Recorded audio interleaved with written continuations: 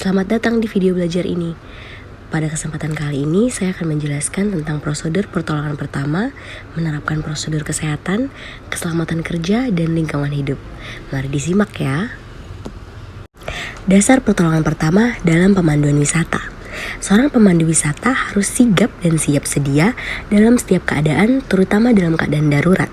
Pemandu wisata dituntut untuk mampu menjaga setiap wisatawan dari awal mula tur sampai tur berakhir. Jika terjadi hal yang tidak diinginkan, seorang pemandu dapat melakukan pertolongan pertama untuk wisatawan. Untuk lebih lanjutnya, saya jelaskan di slide sebelahnya ya. Yang pertama ada CPR. Apabila penderita mengalami kecelakaan yang mengakibatkan denyut jantung berhenti, maka lakukanlah hal-hal sebagai berikut. Yang pertama, teleponlah ambulan untuk segera datang ke lokasi kejadian. Yang kedua, luruskan leher korban, buka mulut dan tiuplah udara ke mulut korban. Yang kedua, tekanlah bagian bawah dada penderita dengan telapak tangan yang ditumpuk. Tekanlah sedalam 5 cm dan diulangi penekanan itu sampai 60 per menit hingga menunggu ambulans datang. Yang kedua ada Heimlich maneuver. Untuk memberikan pertolongan pertama pada penderita yang mengalami tersedak makanan, maka lakukanlah hal-hal sebagai berikut. Peluklah pinggang penderita dengan 2 tangan dari belakang, usahakan tubuh bagian atas penderita menggantung ke depan. Kepalkan salah satu tangan Anda dan tekanlah pada bagian perut atas, bagian bawah tulang iga, dan bagian pusar. Lakukan gerakan ini berulang kali sampai penderita tidak tersedak lagi. Keselamatan kerja di perjalanan saat pemanduan wisata. Masalah lain yang menjadikan terganggunya kelancaran perjalanan wisata adalah kesulitan-kesulitan yang timbul karena perjalanan itu sendiri. Maka untuk itu, diharuskan seorang pemandu wisata memahami kelengkapan dan keselamatan selama perjalanan wisata. Sebagai seorang pemandu wisata, hal-hal berikut harus masuk ke dalam perhatian utama selama perjalanan wisata berlangsung. Yang pertama, pembukuan kursi pesawat yang tidak ada. Ini disebabkan keteledoran personalia yang lupa tidak meneruskan berita konfirmasi dari perjalanan. Hal ini terjadi pada wisatawan yang dilayani si pemandu. Ia harus segera menyelesaikan masalah tersebut. Semua dokumen-dokumen yang mengatur perjalanan itu harus diminta pada wisatawan. Tidak jarang Biro Perjalanan Negara Asal membuat kesalahan pembukuan yang belum confirm seluruhnya. Confirm artinya dalam tiket tercantum pembukuan pasti atau oke sesuai dengan daftar pasasi yang didapat dari kantor pusatnya. Yang kedua, pembukuan di hotel tidak ada.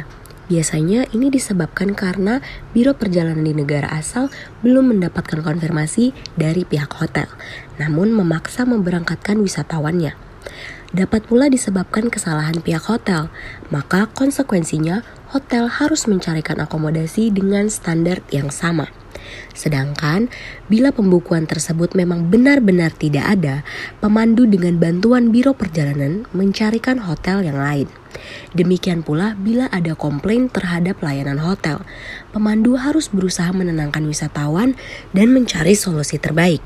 Kecuali jika keadaan terlalu dalam artinya merugikan secara material, maka pemandu harus membantu menyelesaikannya dengan pihak manajemen hotel. Yang ketiga, kondisi kendaraan wisata yang tidak memuaskan. Seringkali wisatawan mengecam kondisi kendaraan yang tidak sesuai dengan yang dijanjikan, terutama yang menyangkut dengan fasilitas. Misalnya, pada saat proses negosiasi dengan tour arranger, dijanjikan bus dilengkapi dengan fasilitas AC. Namun kenyataannya tidak demikian, serta keadaan bus atau mobil kotor. Pemandu harus mencoba mengatasi persoalan dengan mengadakan perbaikan-perbaikan jika ini memungkinkan. Namun bila gagal dan tidak ada alternatif lain, satu-satunya jalan adalah pemandu mencoba untuk mengalihkan perhatian wisatawan dengan cara ice breaking. Pada saat-saat seperti inilah kemampuan seorang pemandu wisata diuji untuk dapat tetap menjaga suasana serta nuansa tur tetap nyaman sampai masalah dapat diatasi atau bahkan sampai tur berakhir. Yang keempat ada barang bawaan. Seringkali kita mengalami kenyataan barang bawaan atau bagasi yang diserahkan kepada perusahaan penerbangan pada waktu check-in tidak ada waktu hendak diambil kembali pada saat sampai di pelabuhan tujuan. Hal ini dapat disebabkan bermacam-macam hal. Yang pertama, tidak terbawa waktu pesawat sudah berangkat. Yang kedua, tidak ikut diturunkan pada saat sampai karena dikira barang bagasi transit. Yang ketiga, termuat dalam penerbangan lain. Dan yang keempat, sebab-sebab lainnya, misalnya pencurian dan lain-lain. Nah, jika ini terjadi pada wisatawan Anda, sebagai pemandu wisata, Anda harus menghubungi bagian lost and found di pihak maskapai. Yang kelima, kesehatan. Tidak jarang terjadi hal-hal yang tidak diinginkan pada saat memandu, seperti mengalami kejadian yang dapat mengganggu aktivitas perjalanan wisata seperti wisatawan jatuh sakit. Pada umumnya, wisatawan dari negara-negara Amerika, Eropa, dan Australia sangat hati-hati dalam berobat ke dokter. Hal ini disebabkan karena mereka biasanya mempunyai dokter pribadi. Karena itulah, biasanya mereka membawa obat-obatan yang diberikan oleh dokter pribadi mereka. Dengan adanya dokter pribadi, dapat diketahui riwayat penyakit sehingga mudah mendiagnosis penyakit dengan melihat sebab dan akibat yang timbul dari bermacam-macam penyakit yang diderita seseorang. Namun, dalam keadaan darurat biasanya wisatawan akan mengikuti pemandu yang memberikan bantuan. Biasanya wisatawan yang merasa kemungkinan penyakitnya akan kambuh akan membawa obat-obatan khusus dan membawa surat dari dokter pribadinya untuk memudahkan atau referensi dokter lain yang akan menanganinya ketika penyakit tersebut kambuh. Selanjutnya, wisatawan mengalami musibah atau kecelakaan. Mengalami peristiwa kecelakaan atas wisatawan baik karena berpergian sendiri atau pada waktu di luar pemanduan maupun dalam waktu pemanduan adalah sepenuhnya menjadi kewajiban pemandu untuk membantu mengatasi persoalan kecelakaan ini. Yang terakhir, wisatawan meninggal dunia. Beberapa kasus meninggal wisatawan belakangan ini sering terjadi, seperti terseret arus ombak saat mandi di laut, mengalami kecelakaan jatuh terperosok jurang saat melakukan perjalanan wisata ke gunung, serangan jantung, dan masih banyak kejadian lainnya. Dalam hal ini, pemandu harus menyelesaikan tugas-tugas proses verbal saja. Pemandu harus menghadapi kenyataan wisatawan yang dipandunya meninggal dan membantu wisatawan lain dan keluarga yang ditinggalkan. Pemandu menghubungi pihak biro perjalanan guna memberitahukan kepada keluarganya di negara asal yang ia tinggal.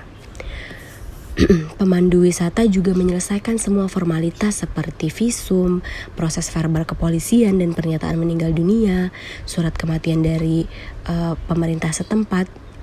Yang keempat, surat laporan kejadian oleh pemandu wisata. Dan yang terakhir, keputusan mengenai jenazah biasanya menunggu pihak keluarga.